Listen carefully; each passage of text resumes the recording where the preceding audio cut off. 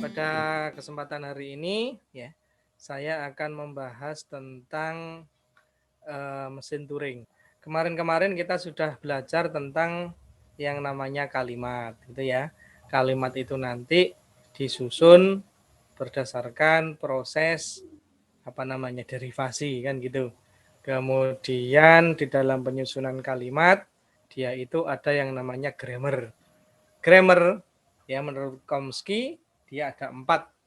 Yang pertama yaitu UG, yang kedua adalah CSG, yang ketiga adalah CFG, dan yang terakhir adalah RG. Nah, di dalam grammar-grammar tersebut ya, yang jelas nanti ada aturan-aturan. Ya, harapan saya seperti yang kemarin saya bicarakan, ya Anda harus benar-benar hafal tentang grammar yang ada di otomata. Karena itu nanti akan dipakai seterusnya ya sampai nanti Anda mungkin mengerjakan skripsi kayaknya gitu. Nah, jadi kemarin kan kita juga sudah mengetahui bagaimana cara membuat atau menyusun formula bahasa ya dari grammar dan produksi. Nah, itu contohnya kemarin apa itu? L1G1 gitu ya. A pangkat N, B pangkat N, di mana N lebih besar sama dengan 1 misalkan kayak gitu. Itu adalah bahasa. Nah, bagaimana pengimplementasian bahasa-bahasa tersebut di dalam komputer gitu ya. Nah, ini bahasan minggu kali ini. Untuk setiap kelas bahasa Chomsky, jadi yang kemarin itu 4 grammar ya, terdapat sebuah mesin pengenal bahasa. Masing-masing mesin tersebut itu mengikuti grammarnya. Jadi kalau misalkan unrestricted grammar atau UG, itu mesin pengenal bahasanya disebut sebagai mesin Turing atau Turing mesin atau disingkat TM. Itu ya. Kemudian nanti kalau konteks sensitive grammar atau CSG, mesinnya namanya adalah ini LBA ya. Kemudian ada yang namanya CFG. CFG itu nanti bahasanya mohon maaf ya, kalau Mesin CFG pengenal. itu mesin pengenalnya adalah PDA ya, push down automata. Regular grammar RG, mesin pengenalnya namanya adalah FA ya, finite automata atau automata hingga gitu ya. Jadi kita mulai hari ini sampai nanti terakhir sampai UAS bahasanya ya cuman ini saja ya. Pengenal bahasa adalah salah satu kemampuan mesin Turing ya. Jadi mesin Turing yaitu salah satu dari macam-macam pengenal bahasa. Mungkin Anda bingung ya, pengenal bahasa itu kayak apa sih ini? Salah satu contohnya gini, Rek. Kalau misalkan Anda pakai aplikasi terjemah itu ya, kayak di Google Translate, itu mengapa kok Google Translate kok bisa ya dari ketikan yang kita tulis atau mungkin voice yang masuk di sana, kemudian bisa langsung dikonversi di bahasa Inggris atau mungkin di bahasa-bahasa yang lain. Karena di dalamnya itu ada yang namanya mesin, ya mesin abstrak. Nah itu algoritma tapi sebenarnya ya itu sebuah aplikasi yang ditanam di sana. Ya itu namanya pengenal bahasa. Jadi aplikasi-aplikasi yang digunakan untuk pengolahan kata, pengolahan tulisan ya kayak gitu ya, terjemah. Nah, itu termasuk compiler nantinya ya, itu disebut sebagai ini ya, pengenal bahasa. Jadi biar tahu ini komputer ini maksudnya yang diinputkan itu apa sih gitu loh oleh komputer ya. Makanya perlu sebuah aplikasi pengenal bahasa. Kemudian LBA adalah variasi dari mesin Turing. Nah ini ya. Jadi LBA itu sebenarnya adalah mesin Turing gitu. Cuman dia posisinya adalah non deterministik. Kemudian yang akan dibahas dalam kuliah ini adalah ya ini ya, lebih banyak ke mesin Turing, kemudian finite FA ya, automata hingga, kemudian sama push down automata. Gitu. Nah, sekarang kita mengenal yang namanya mesin Turing dulu nih. Ilustrasi mesin Turing itu seperti ini teman-teman ya. Jadi bayangkan bahwa di sini itu nanti ada pita gitu ya. Pita, kemudian di sini ada bagian array ya istilahnya ya. Array. Nah, yang di sini ini 1 2 3 dan seterusnya ini bisa diisi dengan karakter. Nah, itu. Jadi kan Kalau kita kemarin itu bilang bahwa otomata itu pasti isinya adalah string ya. Otomata itu isinya adalah karakter. Ya ini memang kita pengolahannya adalah pengolahan teks. Nah itu. Jadi nanti karakter-karakter tersebut ini nanti akan dimasukkan di sini. Itu. Ya. Ini gambaran aja, tapi sebenarnya nggak ada gambarannya ya. Biar Anda lebih enak memahami mesin Turing. Nah itu. Yang pertama komponennya yaitu apa ini? Pita ya. Pita. Berikutnya ada yang namanya head. Ya. Head ini nanti dia itu berfungsi sebagai pembaca yang ada di sini, gitu ya. Kemudian dia juga sebagai apa itu? Penulis, ya. Jadi dia bisa baca, bisa nulis. Ini. Ya. Dan dia juga bisa bergeser, ya, bisa bergeser ke kiri atau ke kanan. Atau mungkin dia halt ya, berhenti di sini ya itu. Pergerakannya nanti ada 3. Jadi ke kiri, ke kanan atau berhenti di tempat tersebut. Nah, itu. Jadi setiap perubahan gerakan ya baik dia berhenti di sini atau mungkin ke kiri atau ke kanan, dia akan melakukan kalau nggak read ya write. Gitu. Bisa dipahami dari sini? Iya, Pak. Oke ya. Nah, berikutnya yaitu adalah finite state control. Ini adalah algoritma yang menggerakkan head. Gitu. Jadi ini harus bergerak ke kiri atau mungkin harus bergerak ke kanan atau berhenti. Ini dia tergantung dari FSC-nya. Perintahnya ya apa? Nah, ini macam-macam ya. Dan ini nanti dia akan mengacu pada siapa? Mengacu pada yang namanya UG, unrestricted grammar. Nah, jadi ini ya kepakai terus ini. Ayo kira-kira UG gimana? Rumusnya masih ingat? Alfa? Tidak boleh hampa. Alfa atau beta anggota dari VT, VN. ya alfa atau beta anggota VN dari VT atau apatis. VN asteris kan gitu ya. Ya, Tetapi asteris. alfanya harus Tidak boleh gimana? Iya, tidak boleh hampa kan gitu. Nah, itu nanti yang dijadikan kunci ya. Berarti state-state yang jalan-jalan itu nanti ya atau mungkin yang digerakkan oleh FSC harus mengikuti aturan tersebut. Ceritanya gitu. Nah, ya. Nah, bagaimana penulisannya gitu ya? Penulisannya di dalam apa namanya graf. Jadi kita nanti menggambarkan mesin Turing ini menggunakan graf. Ya, graf itu terdiri dari node dan edge. Ya, ini dari apa namanya ini tempat ini ke jembatannya kan gitu ya. Nah, ini nanti bentuk formulanya kayak gini. Ini ya. I J1, J2, J3, Jn ini adalah node ya. Tetapi sebenarnya ini itu adalah non terminal. Masih ingat non terminal? Terminal bukan bahasa. Ada huruf besarnya, Pak. Non terminal. Ya. Jadi ini itu adalah non terminal. Nah, kalau misalkan ya di sini yang ada sini kita itu punya yang namanya S menjadi A, B. Nah, misalkan gini. Ini kan apa, Rek? Namanya apa ini? Derivasi atau produksi? Produksi. Derivasi. Produksi. Iya. Oke. Ngosok. Derivasi itu kalau sudah gini, Mas. Nah, iya. Ini. Nah, sebenarnya ya, kemarin kan kita ini menentukan ini adalah VN. Ya, moga. G. Kemudian di sini adalah VT, ini adalah VN kayak gini. Nah, VN ini itu ya, itu sebenarnya adalah node. Jadi node yang tadi itu. Jadi kalau misalkan ini digambarkan gitu ya, digambarkan di dalam graf itu sebenarnya adalah gini, Rek. Nah, ini adalah S, ini adalah B. Saya tak pindahin. Bisa ini kelihatan? Kelihatan ya? G. Ya, Pak. Ya, jadi ini adalah state, ya, ini adalah state atau node, ini adalah agent-nya, ini adalah jembatannya. Nah, yang di bawah ini adalah VT-nya, gitu loh aslinya. Ya.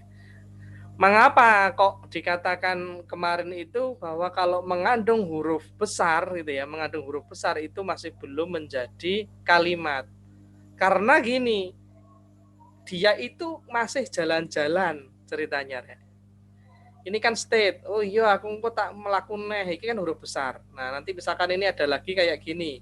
Nah, ini. Nah, gini. Jadi ini tuh masih berjalan-jalan. Gitu loh sejarah. Bisa dipahami maksud saya? Jalannya itu VT itu, Pak. Nah, jalannya itu nanti bagaimana? Itu namanya derivasi. Oh, Ya kayak tadi yang kemarin itu. Ya ini jalan. diganti apa, ini diganti apa. Gitu. Agar apa? Nanti ujung-ujungnya kalau misalkan sudah berhenti di suatu tempat, dia semuanya akan menghasilkan VT semua. Jadi contohnya kayak gini, ini elek-elekan ya, biar Anda paham. Jadi kalau misalkan ada state-nya itu bentuknya kayak gini, S, B, misalkan di sini C besar gitu ya. Ini yang di bawah itu adalah A, ini VT ya. Ini kemudian B gitu ya. Nah, jika ada pernyataan gini, Rek. State itu diterima jika kita itu berhenti di C. Di C yang di sini. Nah, maka mulainya kan pasti dari S tahu kemarin ya. Ya. Gini kan? Nah, dari S dia membawa apa? Membawa A ini loh. Ya. A kecil. Nah, dia ke B kan? Nah, dari B kemudian dia membawa apa? Waktu di A ini tadi membawa apa? A ya? Membawa Nah, A. kemudian dari B ke C dia membawa apa? B kecil. Menggawe B kecil. Berarti waktu di posisi C ini dia jadi apa? Membawa apa? B kecil tadi. Di sini loh. Iya, dia akan membawa yang namanya AB. Karena dari sini di bawah dari sini ada tambahan AB. Dan di sini state ini ternyata adalah state penerima. Jadi kalau dia itu sampai sini berarti dia akan menerima. Diterima, kalimatnya itu diterima. Nah, ini kalimatnya AB. Ngono lho ceritanya. Ya, mengapa kok apa namanya node ini dikatakan ini adalah non terminal gitu ya, dan dia itu belum menjadi sebuah kalimat karena setiap mengandung huruf besar sebenarnya dia masih jalan-jalan untuk menemukan state akhirnya. Nah, ngono lho Rek ceritanya. Ya, itu nanti akan apa namanya lebih detail dijelaskan di pertemuan berikutnya. Tetapi apakah Anda lebih paham apa enggak dari sini? Dari ini. Paham ya? Insya Allah ya? Insya Allah. Ya, insya Allah lah. Ya, insya Allah. Oke, ya memang goib ini ya. Memang goib semua. Aduh, tembus. Oke. Oke ya, saya lanjutkan. Pelan-pelan naik. Pelan-pelan aja. Nah, berikutnya khusus yang namanya apa namanya mesin Turing gitu ya, dia itu punya format sendiri ceritanya gitu ya, tidak hanya satu yang di apa namanya yang dibawa. Jadi ini state kemudian di sini adalah arah gerakannya gitu ya. Nah, khusus untuk yang namanya apa ini namanya mesin Turing ya, dia itu formulanya kayak gini Rek, yang di bawah itu A1 B1 C1. Nah, itu apa itu Pak A1 B1 C1? A1 ini gitu ya, itu adalah apa ini? Adalah huruf yang dibacanya. Ya, kemudian B1 ini adalah huruf yang digantikan. Kemudian yang C1 ini adalah gerakannya, dia mau ke kiri atau ke kanan atau berhenti. Nah, ada VN yang paling utama di sini yaitu S, itu menandakan bahwa mulainya dari mana. Kemudian H. H itu adalah apa ini? Dia penerima ya, hal ya, penerima. Jadi selama nanti dia akan bergerak dan dia itu jatuhnya terakhirnya tidak di H, maka kalimat tidak akan diterima. Ceritanya gitu. Ya, jadi mulainya dari S, dia harus berhenti terakhir di mana? Di H ya. Itu. Berikutnya ini ya, sebuah eja mempunyai bobot yang dinotasikan sebagai triple kayak gini. Jadi garis perubahan ini nanti ada 3 notasi khusus untuk di mesin Turing, yaitu A, B, dan D. Ya, A, B, dan C ya boleh ya. A ini adalah sesuatu yang dibaca oleh head ini tadi ya, yang dibaca di sini. Kemudian B ini adalah gantinya. Jadi yang seperti yang saya katakan tadi bahwa dia itu head ini sangat aktif sekali ya. Dia mau bergerak ke kiri, ke kanan atau mungkin berhenti di sini, dia selalu yang namanya override ya. Jadi dia menulis kembali. Nah itu. Jadi apa diganti dengan apa itu pasti. Ya, kalau Anda mungkin pernah lihat apa namanya ya, tape ya. Ngerti tape, Rek? Tahu, Pak. Tape musik zaman dulu itu loh, yang kaset itu loh. Iya, Pak. Ya, itu ya. Nah, dia mesin Turing itu prosesnya mirip seperti itu. Ya, tetapi yang kalau di kaset itu kan yang bergerak kan pitanya ya. Nah, tetapi kalau yang di sini enggak, ini pitanya tetap enggak gerak, yang bergerak di sini adalah head. Ya, di tape itu juga gitu, dia bisa ngerekam juga dia bisa baca. Sama. Ya, seperti itu. Jadi ini itu adalah sesuatu yang dibaca, ini adalah override-nya, kemudian di sini adalah gerakannya. Gerakannya itu bisa ke kiri, bisa ke kanan, atau dia berhenti. Jadi seperti itu. Nah ini, kondisi crash akan terjadi jika ditemui keadaan sebagai berikut. Oh begini. Jadi tadi itu ya, langsung aja wes tak sebutkan ya daripada Anda pusing-pusing nanti. Jadi crash itu terjadi jika kalau waktu jalan-jalan berhentinya dia tidak di posisi apa? H, halt. Ya. Contohnya kayak gini. Wah, ini repot ini ya. Ya. Rancanglah sebuah mesin Turing gitu ya. Jadi seolah-olah nanti yang gambar di bawah di sini tidak ada gitu ya. Jadi kita itu harus melakukannya bagaimana. Jadi cara ceritanya kayak gini. Misalkan ada rumus kayak ada soal kayak gini ya. Rancanglah sebuah mesin Turing pengenal bahasa L sama dengan A pangkat N, B pangkat N, di mana N lebih besar sama dengan 0. Nah, kayak gini ya. Nah, ini kan kita nggak tahu ini sebenarnya dia menggunakan apa namanya, menggunakan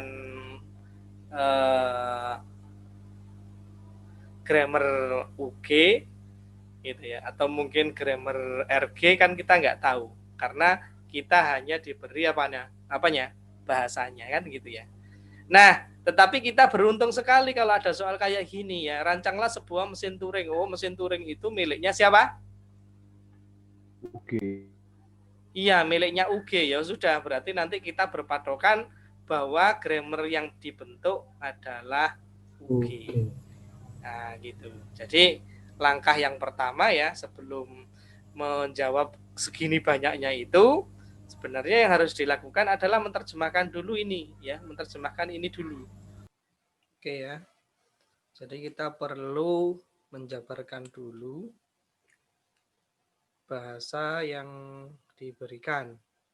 Tadi itu bahasanya adalah LG sama dengan H pangkat N, B pangkat N, ya, di mana N lebih besar sama dengan 1. Seperti ini. Nah, apa yang perlu kita lakukan yaitu menerjemahkan bahasa ini.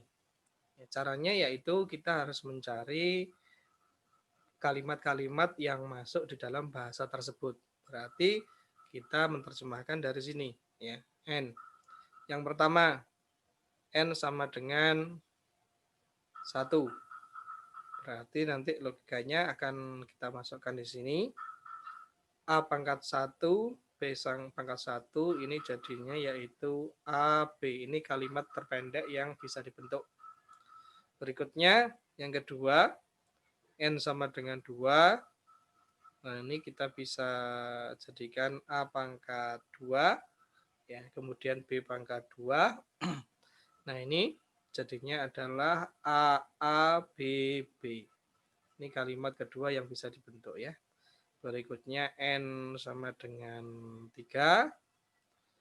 Nah, ini nanti A pangkat 3, B pangkat 3. Ini jadinya yaitu A, B, B, B, dan seterusnya. Kalau sudah ketemu dengan dengan kalimat seperti ini, ya, barulah kita melakukan penyusunan proses yang mungkin terjadi, gitu ya. Karena tadi sudah ditunjukkan bahwa itu adalah mesin Turing, gitu ya, mesin Turing itu miliknya UG. Nah, ini kan rumusnya kemarin gimana UG? Alfa maupun beta itu adalah anggota dari VT atau VN asteris ini ya, di mana alfanya itu tidak boleh 0. Jadi lebih besar dari 0. Nah, kayak gini. Nah, berarti ini kita jadikan acuan untuk pembentukan produksi. Nah, seperti apa? Ya, bebas saja ya. Yang penting mengikuti pola yang ini. Ya, misal ini ya, misal S menjadi A, B. Nah, ini boleh ya. Boleh. Kemudian apalagi kalau seperti ini kan langsung nanti jadi kalimat ini ya. Nah, bagaimana biar bisa nanti ini putar-putar ya. Bisa jadi A, bisa jadi ini. Nah, berarti nanti kita bisa juga bentuk S menjadi A,